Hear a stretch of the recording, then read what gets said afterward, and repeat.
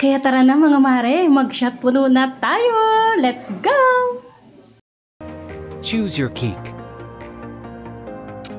At yan guys, ay cover na po muna natin yung ating cake para mamaya ay ready na po tayo mag-shot puno. Oo mga mare, mag-shot puno po tayo. Kasi yan po ay talagang tunay na yan ay isang gin. At hindi po yan basta lang tubig mga mare.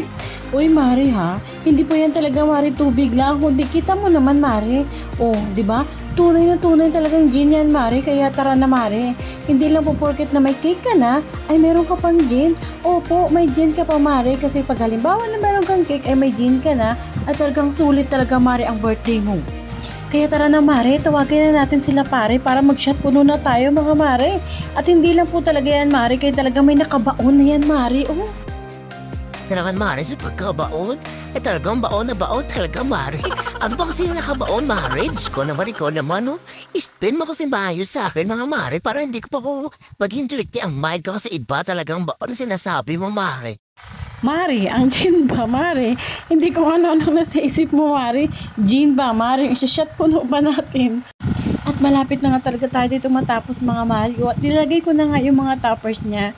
Kasi alam nyo ba na talagang ready na talaga. At talagang ako lang yung excited dito sa pag-shot puno natin Mare. Kasi alam nyo ba Mare, yung ating celebrant ay talagang ready na. At hindi po talaga niya kasi alam Mare na meron siyang cake. Ito po ay surprise lang sa kanya Mare. At ito na nga ay inulit nga natin dito para mas maging okay at maganda tingnan talaga. Para maging satisfied ang ating celebrant. Yes Mare, dapat po talaga satisfied talaga silang lahat.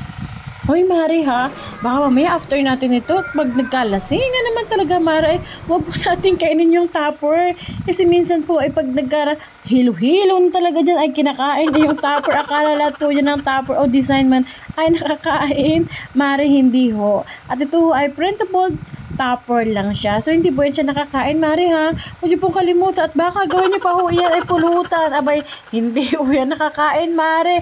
Kundi ang tanging napapakinabangan lang ho natin at inumin dito ay ang gin. Yan yung nakatusok ho yan sa gitna. At siya lang ho talaga ang pwede nating inumin. At yung mga design po ay hindi ho yan nakakain.